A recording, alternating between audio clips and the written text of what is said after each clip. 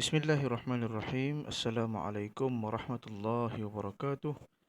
InsyaAllah pada hari ini kita akan sambung lagi pembelajaran kita dengan tokoh yang dinamakan sebagai Sayyidina Abdul Rahman bin Auf.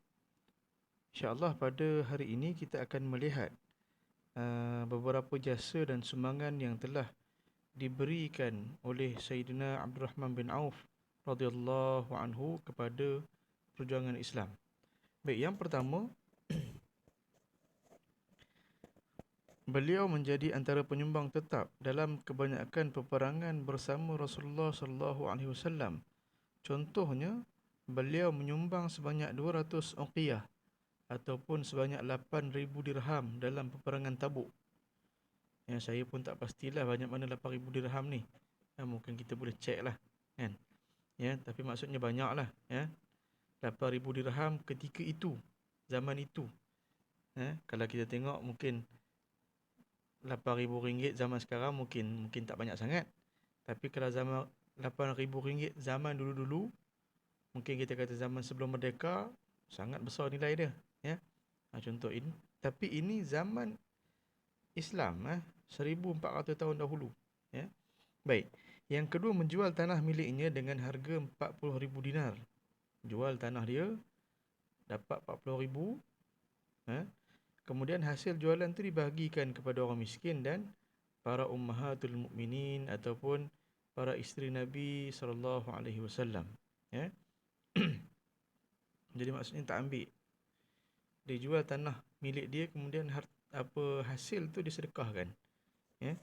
Baik, yang ketiga, menyedekahkan 400 dinar kepada setiap bekas ahli Badar seramai 100 orang. Jadi 400 kali 100, 40,000. 40,000 dinar. 40,000 dinar ni banyak mana? Katakanlah satu dinar, katakan 500 ringgit, katakan contoh. Contohlah, kan. Jadi 400,000 kali 40,000 kali 500 ringgit, berapa juta dia bagi, kan? Yang keempat, menyumbang 500 ekor kuda perang dan 1,500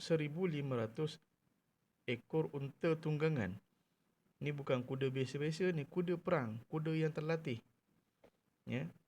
Kita sekarang ni kalau harga lembu seekor lebih kurang 4,500. Itulah harga lembu. Kalau harga kuda, tak tahulah, mungkin RM50,000 seekor, kan. Ni 500 ekor. Kita kira lah, kan. Dan 1,500 ekor unta tunggangan. Baik, dan beliau juga pernah dicadangkan oleh para sahabat untuk mengimamkan solat subuh, yang mana Rasulullah SAW turut solat di belakangnya. Maksudnya satu pengiktirafan lah kepada ketokohan beliau.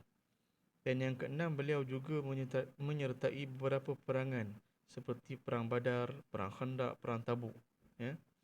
Baik. Apakah pengajaran dan iktibar yang dapat kita ambil daripada keunggulan pribadi Sayyidina Abdul Rahman bin Auf radhiyallahu anhu? Baik, yang pertama, umat Islam hendaklah bersyukur kepada Allah Subhanahu wa taala dengan membanyakkan sedekah dan membantu golongan yang susah. Jadi kita syukur pada Allah, kita keluarkan harta kepada Allah balik. Kita pulangkan harta kita kepada Allah. Baik, yang kedua, kita perlulah berusaha dengan gigih dan berterusan untuk mengembangkan ekonomi keluarga dan masyarakat, ya. Berusaha dengan gigih mencari yang halal, ya. Baik, yang ketiga, umat Islam hendaklah berniaga barangan yang halal dan dibenarkan agama agar mendapat keberkatan rezeki.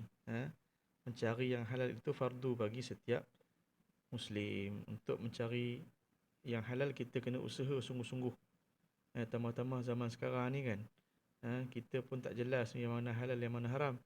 Baik, yang terakhir adalah umat Islam hendaklah jujur dalam perniagaan tanpa menipu dan mengurangkan sukatan serta timbangan. Jujur ini kunci kepada kejayaan, kunci kepada keuntungan dalam perniagaan. Allah berkat peniaga yang jujur dan tak menipu, tak mengurangkan sukatan dalam serta timbangan. Baik, wallahu a'lam.